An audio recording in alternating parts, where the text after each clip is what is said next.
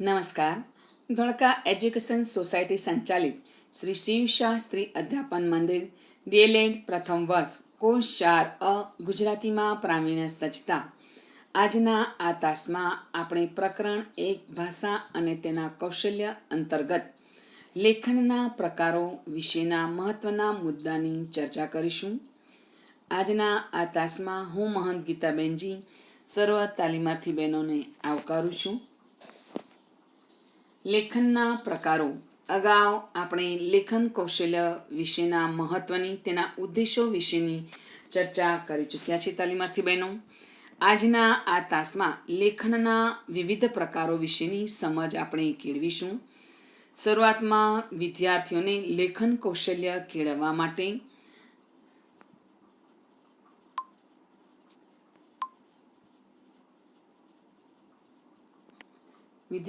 લેખન કૌશલ્ય કેળવવા માટે તેની અનુલેખન, શ્રુતલેખન, સુલેખન, ચિત્રવર્ણન, પ્રસંગ વર્ણનની તાલીમ આપવી જરૂરી છે.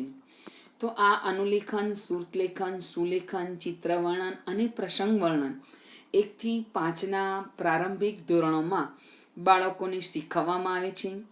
તે રીતે તેની લેખિત અભિવ્યક્તિમાં કુશળતા પ્રાપ્ત કરે તેવો પ્રયત્ન શિક્ષક તરફથી થાય છે. તો આ અનુલેખન, શ્રુતલેખન, સુલેખન, ચિત્રવર્ણન અને પ્રસંગ વર્ણન બાળકોને કેવી રીતે કરાવી શકાય તેની સમજ આજના આ તાસમાં કેળવવાના છીએ. સૌપ્રથમ આપણે જોઈશું અનુલેખન. અનુલેખનમાં મૂળાક્ષર લેખન, શબ્દલેખન અને પછી બીજા ધોરણથી વાક્યોનું અનુલેખન કરાવી શકાય. લેખન કાર્યમાં સ્વ સુધારા દ્વારા સુધારો લાવવા અનુલેખન એક ઉત્તમ માર્ગ છે. તાલીમાર્થી બહેનો, નાના ધોરણમાં અનુલેખન માટેની એક સ્પેશિયલ બુક પણ બાળકોની રાખી શકાય. જેમ ઉપરના ધોરણોમાં બાળકને નિબંધની નોટ એક સ્પેશિયલ રાખવામાં આવે છે, તેવી રીતે નાના પ્રારંભિક ધોરણોમાં એટલે કે 1 થી 5ના ધોરણોમાં બાળકોની સૌપ્રથમ શરૂઆત અનુલેખનથી કરાવવી જોઈએ. અનુલેખનની અંદર બાળક મૂળાક્ષરોનું પણ અનુલેખન કાર્ય કરતા શીખે છે. શબ્દોની પણ બુકો જોવા મળે છે આપણને બજારમાં. તેવી જ રીતે વાક્યોનું અનુલેખન પણ સુંદર રીતે બાળકો કરી શકે તો તેની પણ બુક આપણને બજારમાં પ્રાપ્ત થાય છે. જો પ્રારંભિક ધોરણથી મૂળાક્ષરનું અનુકરણ કરીને બાળક લખે, ત્યારબાદ શબ્દોનું અને ત્યારબાદ વાક્ય રચનાઓનું અનુકરણ કરીને બાળક લખતા શીખે તેવો પ્રયત્ન શિક્ષક તરફથી થવો જોઈએ. આ રીતે શિક્ષક બાળકના લેખન કાર્યમાં જાતે એટલે કે સ્વયં સુધારો લાવી શકે છે.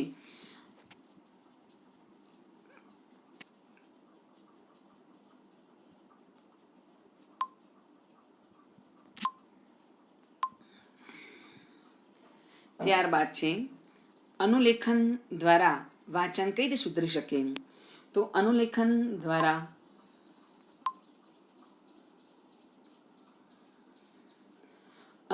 દ્વારા વાંચન પણ સુધરે છે. કારણ કે અનુલેખન કરતી વખતે વિદ્યાર્થી સૌ પ્રથમ તેનું વાંચન કરે છે અને ત્યારબાદ જ લખે છે. અનુલેખન માટે અપાતો પરિચ્છેદ એ કેવા પ્રકારનો હોવો જોઈએ તેનું પણ શિક્ષકે અહીંયા ધ્યાન રાખવાનું છે. તો અનુલેખન માટે અપાતો પરિચ્છેદ મરોડદાર અક્ષરોમાં, શબ્દો વચ્ચે યોગ્ય અંતર સાથે, સીધી લીટીમાં અને યોગ્ય વિરામચિહ્નના ઉપયોગવાળો હોવો જોઈએ. આવો અનુલેખન એ શિક્ષક જ્યારે બાળકને આપે ત્યારે કાપા પર લખી શકે છે. એટલું જ નહીં, જો નોટની અંદર પાઠ્યપુસ્તકની અંદર અવેલેબલ હોય તો તેની જોઈને પણ બાળકો અનુકરણ કરીને લખતા શીખે છે. એટલું જ નહીં, જો અનુલેખન માટેની સ્પેશિયલ બુક જો તમે વાપરતા હો તો બાળકોને તે બુકની અંદર પણ તે પાઠ્યપુસ્તકના અંતર્ગત તેવા શબ્દો, વાક્યોનું અનુલેખન કાર્ય કરાવી શકો છો. પણ જરૂરી છે કે તે અનુલેખન મરોડદાર અક્ષરોમાં, શબ્દો અને વાક્યો વચ્ચેના યોગ્ય અંતર સાથે, લીટીઓ વચ્ચેના અંતર સાથે અને યોગ્ય વિરામચિહ્ન સાથે લખાયેલો હોય તે જરૂરી છે, જેથી કરીને બાળક તે રીતેનું સુંદર રીતે લખાણ કાર્ય કરતા શીખે. નમૂનારૂપ આપેલ પરિચ્છેદ ગદ્યપાઠ અંશ કે સુવિચાર વિષયવસ્તુ સંદર્ભે ઉત્તમ હોવા જોઈએ. તાલીમાર્થી બહેનો, અહીંયા આપણે એ પણ ધ્યાનમાં રાખવાનું છે કે એઝ અ શિક્ષક તરીકે બાળકને જ્યારે આપણે અનુલેખન કરાવીએ છીએ ત્યારે બાળક તેના વિશે ખૂબ વિચારીને, વાંચન કરીને, સમજીને એ અનુલેખનનું એટલે કે અનુકરણ કરીને લખતો હોય છે. ત્યારે સ્વાભાવિક રીતે અપાયેલો પરિચ્છેદ તે ગદ્યપાઠનો કોઈ અંશ એટલે કે પાઠ્યવસ્તુનો કોઈ નાનકડો અંશ હોય, ભાગ હોય કે કોઈ સુંદર વિચાર વ્યક્ત કરતો હોય તેવો આપણે ફકરો લેવાનો છે. સફળ અનુલેખન માટે શિક્ષકનું આયોજનબદ્ધ અવલોકન અને માર્ગદર્શન પણ જરૂરી છે. અર્થાત શિક્ષક જ્યારે અનુલેખન કાર્ય કરાવતો હોય ત્યારે તે અનુલેખન માટે તે બાળકનું અવલોકન કાર્ય કઈ રીતે કરી શકશે? તો જરૂરી છે કે શિક્ષક જરૂરી સૂચનાઓ આપીને સૌપ્રથમ એ અનુલેખનનો ફકરો બાળક સામે રજૂ કરશે. ત્યારબાદ તેને લગતી કેટલીક સૂચનાઓ આપશે અને ત્યારબાદ બાળકોની યોગ્ય બેઠક વ્યવસ્થા ગોઠવીને, યોગ્ય વાતાવરણ પૂરું પાડીને, યોગ્ય સૂચનો આપીને અને બાળકને માર્ગદર્શન આપીને જ્યારે અનુલેખન કાર્ય કરાવશે ત્યારે તેવું અનુલેખન કાર્ય એ આયોજનબદ્ધ બનશે. એટલું જ નહીં, શિક્ષક અનુલેખન બાદ વર્ગખંડમાં ફરતા રહીને બાળકનું સતત અવલોકન કરતો રહેશે અને જરૂર જણાય તો માર્ગદર્શન પણ આપશે. અનુલેખનના દ્રઢીકરણ માટે શિક્ષક તરફથી વિદ્યાર્થીઓને પ્રેરણા અને હૂંફસભર વાતાવરણ પૂરા પાડવા જોઈએ. શિક્ષક જ્યારે બાળકને અનુલેખન માટે પ્રેરિત કરે ત્યારે એ વાતાવરણ હળવું હોય, સાહજિક હોય, હૂંફભર્યું હોય તે ખૂબ જરૂરી છે. બાળક લઘુતા ગ્રંથિ ન અનુભવે, ડર ન અનુભવે અને તે જે રીતે પણ જેટલું ઉત્કૃષ્ટ અને શ્રેષ્ઠ દેખાવ કરી શકે તેવું તેને પ્રેરણા અને પ્રોત્સાહન પૂરું પાડીને, તેવું હૂંફસભર વાતાવરણ પૂરું પાડીને બાળકને સુંદર અક્ષરે લખતા કરવાનો પ્રયત્ન એ શિક્ષક તરફથી થવો જોઈએ. ઉત્તમ અનુલેખન માટે લખાણમાં સ્વચ્છતા, સુઘડતા અને ક્રમબદ્ધતાનું મહત્વ શિક્ષકે શરૂઆતથી જ સમજાવવું જોઈએ. અનુલેખન માટેની અલગ નોટ રાખવાથી તેમજ તેના નિયમિત અને નિશ્ચિત રીતે અનુલેખન કરાવવાથી લખાણમાં સુધારો જોવા મળે છે. શક્ય હોય તો શિક્ષક તરીકે આપણે બાળકને એક અનુલેખનની સુંદર નોટ આપણે વ્યવસ્થિત અને આયોજનબદ્ધ રીતે તૈયાર કરાવીએ અને તે જ નોટમાં બાળકને અનુલેખન કાર્ય કરાવીએ તો બાળકના ઉત્તરોત્તર લખાણમાં આપણે સુધારો કરી શકીએ છીએ. એટલું જ નહીં, તે તેની ભૂલો તરફથી કઈ રીતે સુધારો કરીને આગળ વધ્યો છે તે રીતે તેનો આપણે આત્મવિશ્વાસ પણ કેળવી શકીએ છીએ. તો આ રીતે ઉત્તમ અનુલેખન કાર્ય કરાવવા માટે શિક્ષકે તેવા પરિચ્છેદનું યોગ્ય પરિચ્છેદનું પસંદગી કરવાની છે અને અનુલેખન દ્વારા શિક્ષક બાળકોના વાંચનમાં પણ સુધારો કરી શકે છે. તેના અક્ષરો મરોડદાર અને સુંદર બનાવી શકે છે. યોગ્ય લીટી, બે શબ્દો વચ્ચે, બે વાક્યો વચ્ચે, અક્ષરો વચ્ચે યોગ્ય પ્રમાણ રાખીને લખતા શીખવી શકે છે. તાલીમાર્થી બહેનો આ રીતે અનુલેખન દ્વારા વિદ્યાર્થીઓમાં શિક્ષક સુંદર રીતે લેખન કૌશલ્યની પ્રારંભિક તાલીમ આપવાની શરૂઆત કરી શકે છે.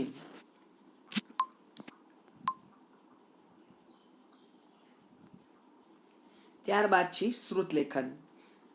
લેખન કૌશલ્યનો બીજો એક પ્રકાર જોઈશું, શ્રુતલેખન. જેમ અનુલેખન એ આંખની તાલીમ છે તાલીમાર્થી બહેનો, તેમ શ્રુતલેખન એ કાનની તાલીમ છે.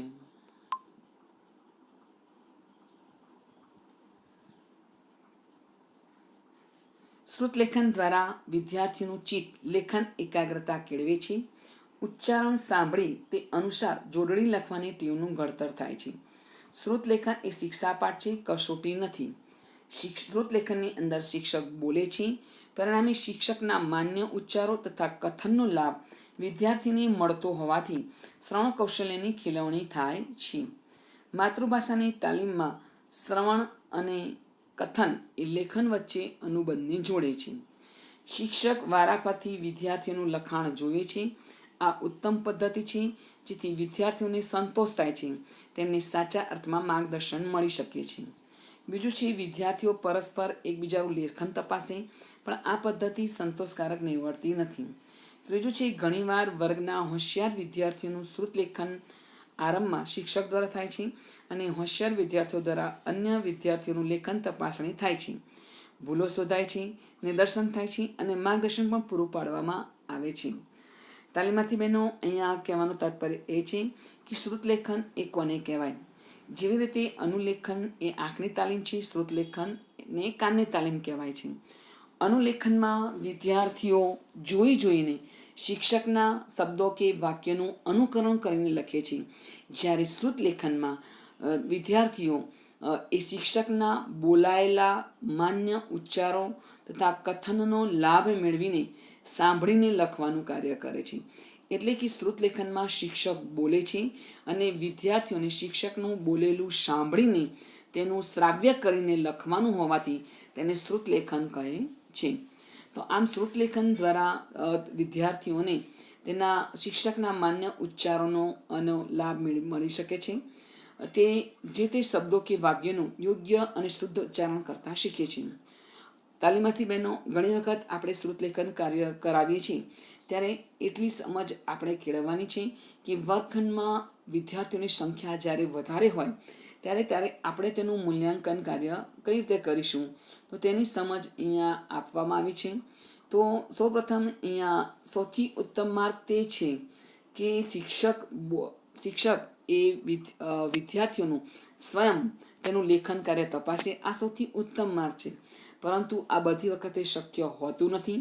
વર્ગખંડમાં જ્યારે વિદ્યાર્થીઓની સંખ્યા વધારે હોય ત્યારે બધા જ બાળકોનું લેખન કાર્ય તપાસીને તેની ભૂલો અને નિદર્શન કરીને તેની વ્યક્તિગત માર્ગદર્શન આપવું એ શિક્ષક માટે સમયની દ્રષ્ટિએ કેટલીક વાર મૂંઝવણમાં મૂકે છે. એટલો સમય તે શિક્ષક ફાળવી શકતો નથી. ત્યારે બીજી કઈ પદ્ધતિ તે શ્રુતલેખન માટે વાપરી શકાય? તો બીજી એક ટેકનિક છે કે શિક્ષક જ્યારે શ્રુતલેખન કાર્ય કરાવે ત્યારે એ શ્રુતલેખન કાર્ય કરાવ્યા બાદ બેન્ચ પર બેઠેલા વિદ્યાર્થીઓ અરસપરસ પોતાની નોટ અદલાબદલી કરશે અને શિક્ષક એ શ્રુતલેખનનો આદર્શ ફકરો બાળકની સમક્ષ રાખશે અને ત્યારબાદ તેમાં થયેલી ભૂલો એ બાળકને સુધારવાનું કહેશે. એક બાળક પરસ્પર નોટ બદલાયેલી હોવાથી બાળકો જે તે ભૂલની અંતર્ગત તેની નીચે અંડરલાઈન કરશે અને ત્યારબાદ શિક્ષક તેવી ભૂલોનું સામાન્યીકરણ કરીને અને વર્ગખંડની અંદર તે ભૂલો સુધારતા બાળકને શીખવશે અને તેનું યોગ્ય ઉચ્ચારણ, શુદ્ધ ઉચ્ચારણ કેવી રીતે કરી શકાય તેની પણ સમજ આપશે. તો આ રીતે પણ શિક્ષક બાળકની ભૂલો સુધારવાનું કાર્ય કરી શકે છે. ત્યારબાદ પણ આ પદ્ધતિ ક્યારેક ઉપકારક નીવડતી નથી. એનું મુખ્ય કારણ એ છે કે કેટલીક વખત તેમાં બાયસ આવી જાય છે. વિદ્યાર્થીઓ અરસપરસ મિત્રતાના ભાવે તેની ભૂલો જે બતાવી જોઈએ તે બતાવી શકતા નથી. પરિણામે લેખન કૌશલ્યની અંદર જે બાળકની ભૂલો સુધરવી જોઈએ તે સુધરતી નથી. ત્રીજો એક માર્ગ છે કે હોશિયાર વિદ્યાર્થી, એટલે કે શિક્ષક વર્ગખંડની અંદર હોશિયાર વિદ્યાર્થીઓનું શ્રુતલેખન કાર્ય સૌપ્રથમ તપાસશે. ત્યારબાદ એવા 3-4 હોશિયાર વિદ્યાર્થીઓ દ્વારા વર્ગખંડના અંદર રહેલા બાળકના શ્રુતલેખન કાર્યની તપાસણી કરશે. તો શિક્ષક પ્રથમ હોશિયાર વિદ્યાર્થીઓનું શ્રુતલેખન કાર્ય તપાસશે અને તેવા હોશિયાર વિદ્યાર્થીઓ વર્ગખંડના અન્ય બાળકોનું શ્રુતલેખન કાર્ય તપાસશે અને પછી શિક્ષક તેના આધારે જનરલમાં વર્ગખંડની અંદર ચર્ચાનો વિષય ખુલ્લો મૂકશે કે શ્રુતલેખનમાં વધારે ભૂલો કઈ થઈ છે તેની બોર્ડ પર નોંધ કરશે. તેવા શબ્દોની યોગ્ય રીતે લખતા શીખવશે, તેની જોડણી સુધારશે. એટલું જ નહીં, તેવા શબ્દોનું શુદ્ધ ઉચ્ચારણ, માન્ય ઉચ્ચારણ, યોગ્ય ઉચ્ચારણ કરતા શીખવીને શિક્ષક શ્રુતલેખનની તાલીમ બાળકોને આપી શકે છે. તો તાલીમાર્થી બહેનો, અહીંયા તમે શ્રુતલેખન વિશેની સમજ કેળવી.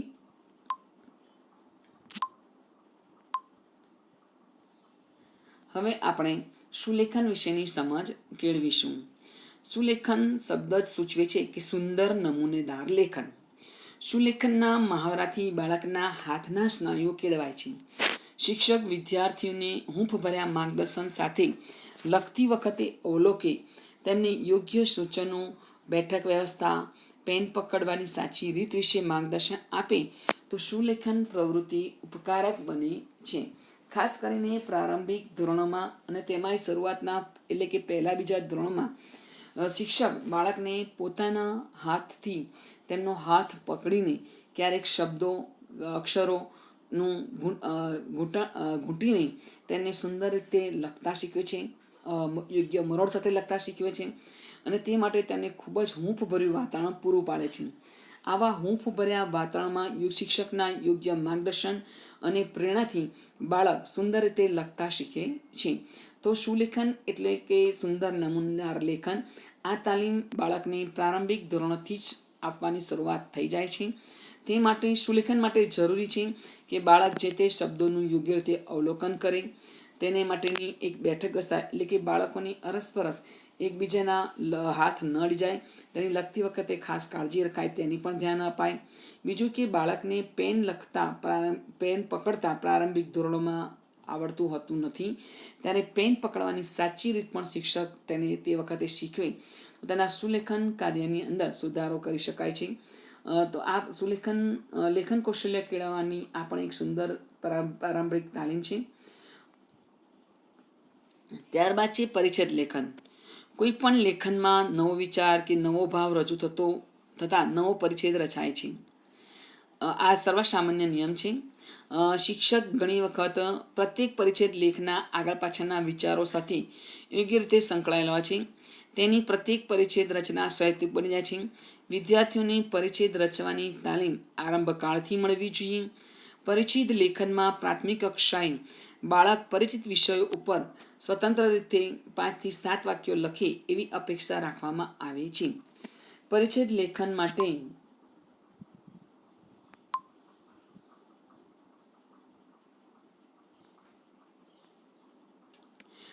લેખન માટે શક્ય હોય ત્યાં સુધી પાઠ્યપુસ્તકના પાઠો પર આધારિત હોય તેવા વિષયને પ્રથમ પસંદગી આપવી. પછી પર્યાવરણથી પરિચિત હોય એવા લેખનના વિષયોની પસંદગી કરવી. પરિચ્છેદ લેખનની શરૂઆત 3જા ધોરણથી કરવી. આમ પાઠ્યપુસ્તક આધારિત અને સ્થાનિક પર્યાવરણ પ્રમાણે પરિચિત વિષયો ઉપર બાળક 5 થી 7 વાક્યોમાં સ્વતંત્ર રીતે પોતાની રજૂઆત કરે તે અપેક્ષિત છે. તાલીમાર્થી બહેનો, અહીંયા પરિચ્છેદ લેખન કરાવવાનો તાત્પર્ય બાળકોમાં માટે તે છે કે પરિચ્છેદની અંદર બાળકો પોતાના નવા વિચારો રજૂ કરતા શીખે છે. આ પરિચ્છેદનું કાર્ય સહેતુક રીતે કરવામાં આવે તે વધારે યોગ્ય છે. પરિચ્છેદની રચવાની તાલીમ આપણે બાળકોને 1 થી 5 ધોરણથી આપી શકીએ છીએ, પણ જરૂરી છે કે પરિચ્છેદ માટે અપાતો લેખનનો વિષય તે પાઠ્યપુસ્તક પર આધારિત હોવો જોઈએ, અથવા તો તે આજુબાજુના પર્યાવરણથી પરિચિત હોય તેવો લેખન કે વિચાર કે તેવો પરિચ્છેદ બાળકને આપવો જોઈએ, જેથી કરીને તે તેવા પરિચિત વાતાવરણ કે શબ્દો કે વાક્યોથી પરિચિત થઈને લેખન કાર્ય સરળતાથી સાહજિક રીતે કરી શકે. દાખલા તરીકે 1 થી 5ના ધોરણોમાં બાળકને અપાતા પરિચ્છેદ જેમ કે ગાય વિશે લખવા આપો, હાથી વિશે લખવા આપો, પોપટ વિશે લખવા આપો, મોર વિશે લખવા આપો. ત્યારબાદ આગળ જતાં મારી શાળા, આ રીતના તમે વિષય આપીને બાળકને પરિચ્છેદ લેખન કરવા માટે તત્પર કરી શકો છો. તો તાલીમાર્થી બહેનો, આ રીતે પણ તમે પરિચ્છેદ લેખન કાર્ય બાળકને લખવા માટે યોગ્ય માર્ગદર્શન અને પ્રેરણા આપી શકો છો. તો પરિચ્છેદ લેખનની અંદર પણ બાળક પોતાના નવા વિચારો, એટલે કે વાક્યો કે શબ્દોની યોગ્ય ગોઠવણી કરીને રચતા શીખશે.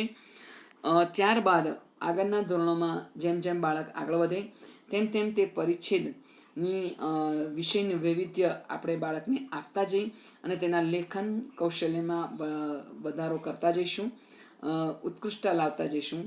તો ત્યારબાદ છે તાલીમાર્થી બહેનો ચિત્રવાર્તા લેખન. ચિત્રવાર્તા લેખન એ બાળકનો મનગમતો વિષય છે. ચિત્રવાર્તા લેખન દ્વારા બાળકને આપણે ચિત્રોનું નિદર્શન કરાવવાનું છે અને ત્યારબાદ તેને વાર્તા કથન કરાવવાનું અને ત્યારબાદ તેને તે જ વાર્તાનું લેખન કરવા માટે આપણે ઉત્સાહિત કરવાના છે. સૌપ્રથમ આપણે ચિત્રવાર્તા લેખન કેવી રીતે કરાવવું તેની વાંચન કરી જઈએ. ચિત્રવાર્તા લેખન સામાન્ય રીતે 3જા ધોરણ પછીના ધોરણોમાં વાર્તાઓ પર આધારિત વિવિધ ચિત્રદર્શન દ્વારા લેખિત અભિવ્યક્તિ વિકસાવવાનો પ્રકાર છે. શિક્ષક શરૂઆતમાં જે વાર્તા શીખવવાની હોય તેના ચિત્રો એક પછી એક બાળકોની ક્રમમાં દર્શાવી બાળકો તે ચિત્રનું અવલોકન કરે. એ પછી શિક્ષક વર્ગમાંના થોડાક વિદ્યાર્થીઓને ઊભા કરીને પ્રશ્નો દ્વારા ચિત્રોનું વર્ણન કરવાનું પહેલાં કહેશે.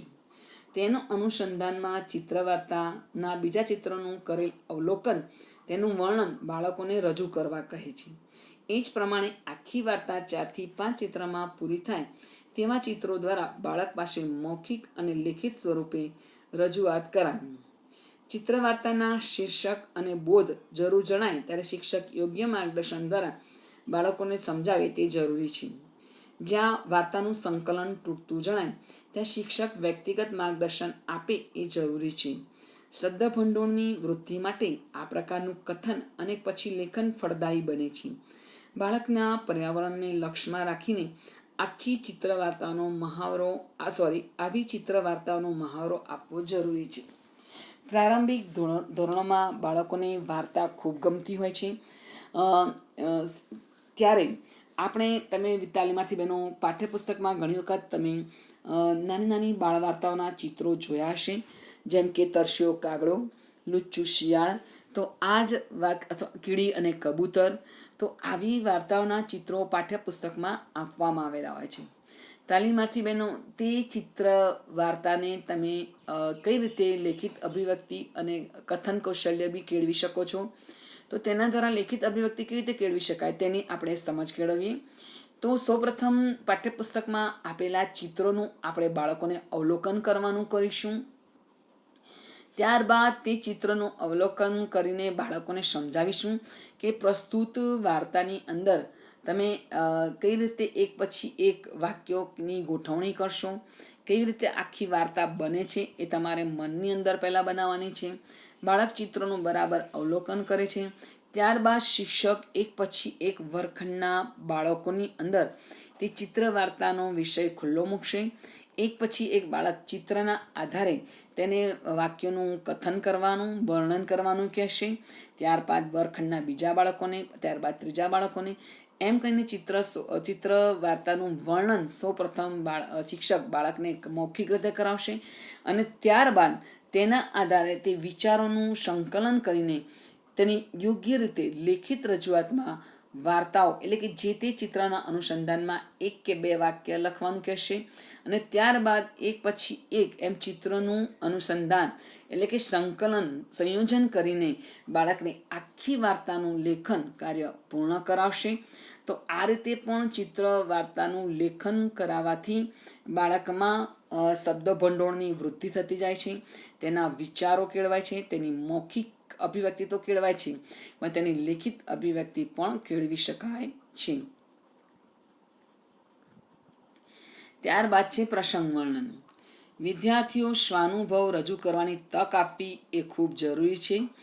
વિદ્યાર્થીઓ પોતાના અનુભવોનું વર્ણન કરવું ખૂબ ગમે છે. શરૂઆતમાં શિક્ષક પોતાના અનુભવો, ઘટના કે પ્રસંગનું વર્ણન કરે છે અને ત્યારબાદ વિદ્યાર્થી પાસે તેમણે અનુભવેલ પ્રસંગ કે ઘટનાનું વર્ણન કરવા જણાવે છે. વર્ણન કરવા માટેના વિષયો કંઈક આ રીતે હોય છે.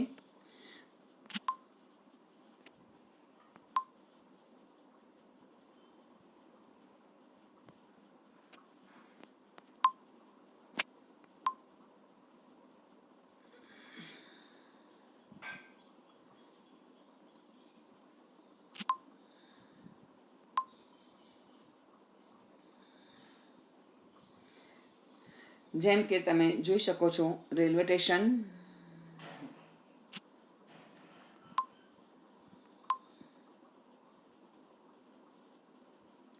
વર્ણન કરવા માટેના વિષયો આપણે જોઈશું તો રેલવે સ્ટેશન, બાગ, મેળો, બસ સ્ટેન્ડ, આગ જેવા જોયેલા બનાવોનું વર્ણન કરવાનું કહેવું.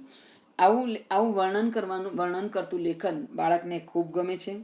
એટલે કે શિક્ષક બાળકોને વર્ગખંડમાં કહી શકશે કે તમે કોઈ દિવસ પ્રવાસમાં ગયા છો તમારા માતા પિતા સાથે, ત્યારે બાળક તેનો જવાબ હકારમાં આપે. ત્યારે તમે શેના દ્વારા મુસાફરી કરેલી છે, ત્યારે બાળકો બસ સ્ટેન્ડ, રેલવે સ્ટેશન વિશે પોતે માહિતી આપશે. ત્યારે શિક્ષક તેને રેલવે સ્ટેશનમાં તેણે શું શું જોયું છે તેનું વર્ણન કરવાનું સૌપ્રથમ કહેશે મૌખિક રીતે અને ત્યારબાદ રેલવે સ્ટેશનમાં જોયેલા વસ્તુઓ કે બનાવોનું ક્રમિક નોંધ કરવાનું બાળકને કહેશે. ત્યારબાદ બાગની અંદર બાળકો શું શું જોવા મળે છે, તેમાં તમે શું કરો છો તેનું પણ મૌખિક રજૂઆત કર્યા બાદ તેને લેખિત અભિવ્યક્તિમાં લખવા માટેનું કહેશે. ત્યારબાદ મેળો. બાળકને મેળામાં જવું ખૂબ ગમે છે.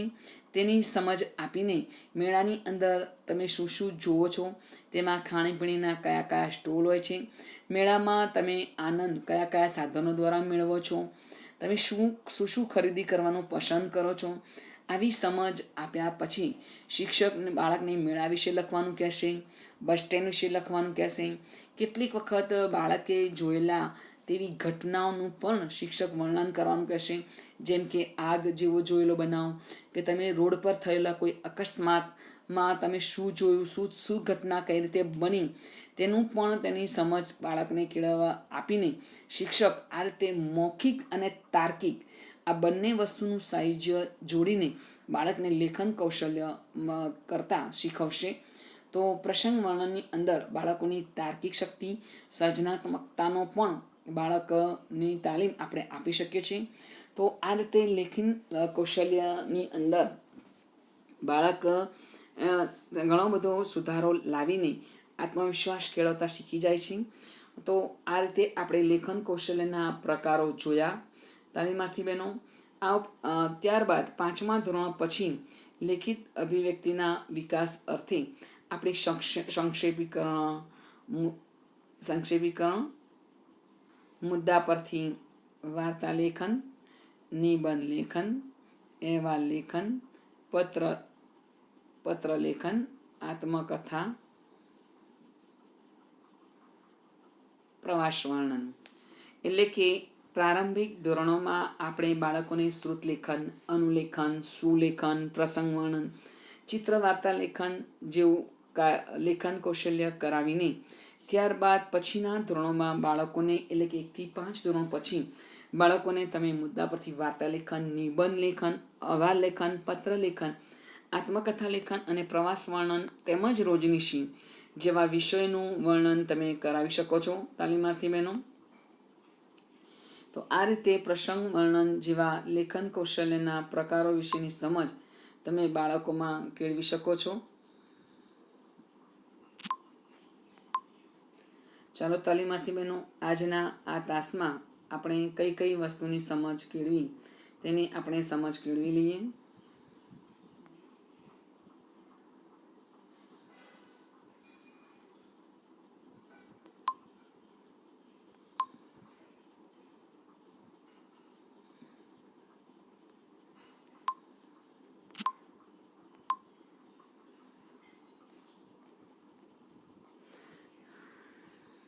તો આજના આ તાસમાં આપણે લેખનના વિવિધ પ્રકારો પૈકી સૌપ્રથમ અનુલેખન, ત્યારબાદ શ્રુતલેખન, ત્યારબાદ સુલેખન, ત્યારબાદ પરિચ્છેદ લેખન, ત્યારબાદ ચિત્રવાર્તા લેખન અને ત્યારબાદ આપણે પ્રસંગ વર્ણન વિશેના પ્રકારો વિશેની સમજ આપણે બાળકોમાં કેળવી. આવા વિવિધ પ્રકારના લેખન કૌશલ્યના અનુભવો આપીને આપણે બાળકની લેખિત અભિવ્યક્તિ કેળવી શકીએ છીએ.